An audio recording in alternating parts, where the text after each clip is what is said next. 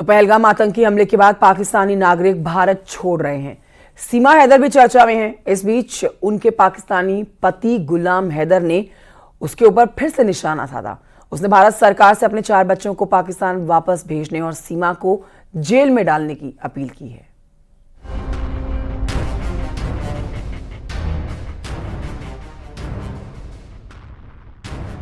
पहलगाम आतंकी हमले के बाद भारत और पाकिस्तान का टकराव बढ़ा है, जिससे पाकिस्तानी भारत छोड़ रहे हैं। इस तनाव के चलते सीमा हैदर भी परेशान है। सोशल मीडिया पर उसके पाकिस्तान भेजे जाने की चर्चा ने जोर पकड़ रखा है।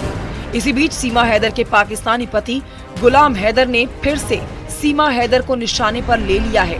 गुलाम का कहना है कि सीमा उसके 4 बच्चों को अवैध तरीके से भारत लाई है। उसके बच्चे पाकिस्तानी नागरिक हैं, उन्हें भी उनके मुल्क भेजा जाना चाहिए। गुलाम का कहना है कि जिन लोगों के पास भारत का वीजा था वो तो पाकिस्तान लौट रहे हैं, लेकिन बिना वीजा के भारत में घुसी सीमा हैदर के खिलाफ एक्शन नहीं हो रहा है। उसने भारत सरकार से सीमा के खिलाफ सख्त कार्रवाई करने की मांग की है। उसे जेल में डालने की अपील कर रहा है। गुलाम हैदर की एक तस्वीर सोशल मीडिया पर वायरल हुई है, जिसमें वो जूता दिखा रहा है। वो सीमा और उसके वकील AP सिंह को अपशब्द कह रहा है। वो बेहद ही गुस्से में है। गुलाम का कहना है कि वो अपने 4 बच्चों के लिए कानूनी लड़ाई लड़ता रहेगा।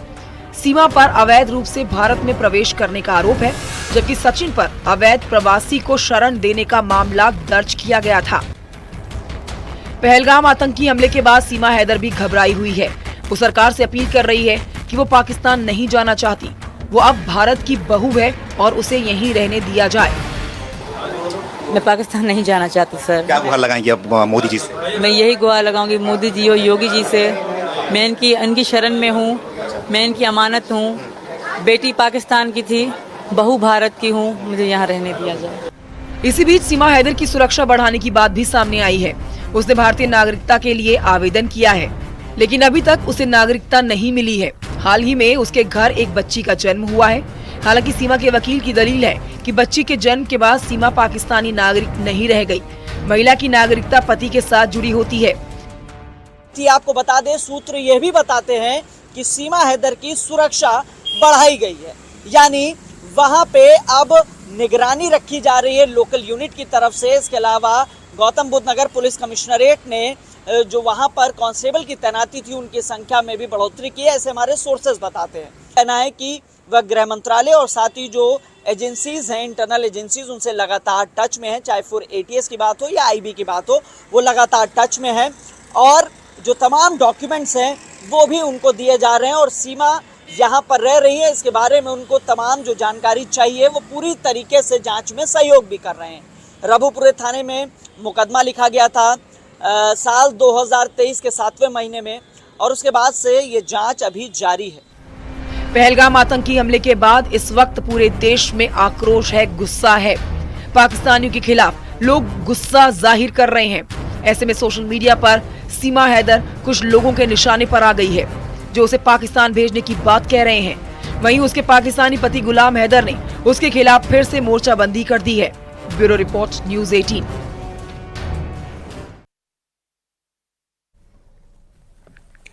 कल शाम दिल्ली दौरे पर गए मुख्यमंत्री योगी आदित्यनाथ ने दिल्ली में रक्षा मंत्री राजनाथ सिंह और उपराष्ट्रपति जगदीप धनखड़ से मुलाकात की है।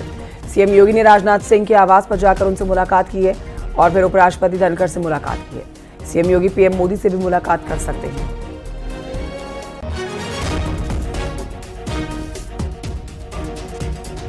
कल 3 जिलों का दौरा करने के बाद मुख्यमंत्री योगी आदित्यनाथ दिल्ली की तरफ कूच कर गए थे। शाम 4 बजे UP आवास में उन्होंने आराम किया और उसके बाद देखिए मुलाकातों का दौर शुरू हुआ। रक्षा मंत्री राजनाथ सिंह के साथ उन्होंने मुलाकात की है। गृह मंत्री अमित शाह के साथ भी उनकी मुलाकात हुई है, लेकिन आज ये कयास लगाए जा रहे हैं कि प्रधानमंत्री नरेंद्र मोदी के साथ वो मुलाकात कर सकते हैं।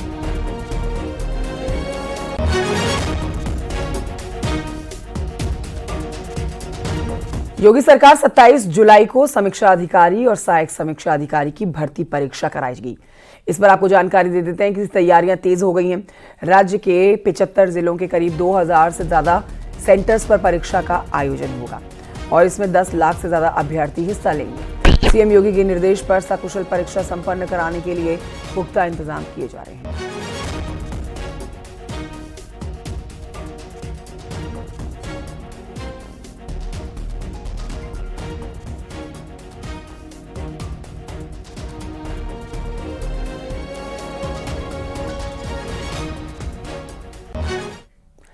मुख्यमंत्री योगी आदित्यनाथ यूपी में एक्सप्रेसवे का जाल बिछाकर विकास को नई रफ्तार देने की कोशिश में जुटे हैं।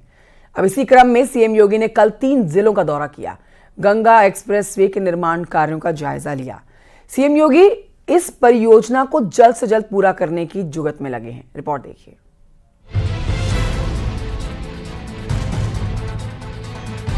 मुख्यमंत्री योगी आदित्यनाथ ने गंगा एक्सप्रेसवे के निर्माण कार्य का निरीक्षण किया। ये परियोजना यूपी के इतिहास की सबसे बड़ी और अहम बुनियादी ढांचा परियोजनाओं में से एक है।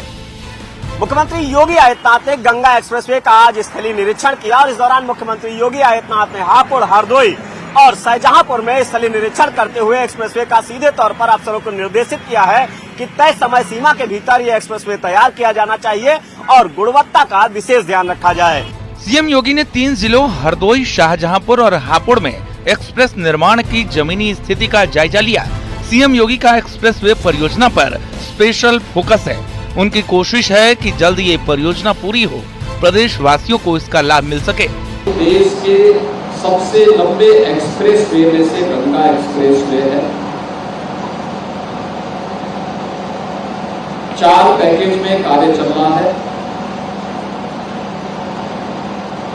इस पैकेज में जो अब तक 85% कार्य होना चाहिए था वह कंप्लीट हो चुका है और यह तेजी के साथ आगे बढ़ रहा है। योगी सरकार यूपी को इंफ्रास्ट्रक्चर, निवेश और रोजगार के क्षेत्र में देश का अग्रणी राज्य बनाने को लेकर पूरी तरह प्रतिबद्ध है। गंगा एक्सप्रेसवे मेरठ से प्रयागराज तक करीब 600 किलोमीटर लंबा है। योगी सरकार इस परियोजना को जल्द से जल्द पूरा करने में जुटी है। चाहे वो कृषि हो, पर्यटन हो, व्यापार हो, निवेश हो, उसमें बढ़ोतरी होगी एक्सप्रेसवे के बनने से। मुख्यमंत्री योगी आदित्यनाथ ने गंगा एक्सप्रेसवे के निर्माण को लेकर वो समय समय पर अफसरों को निर्देशित भी करते रहते हैं और ये एक्सप्रेसवे मेरठ और प्रयागराज से जोड़ने वाला लगभग 600 किलोमीटर का एक्सप्रेसवे है। कैमरामैन रवि के साथ संकेत मिश्रा, न्यूज़ 18 लखनऊ।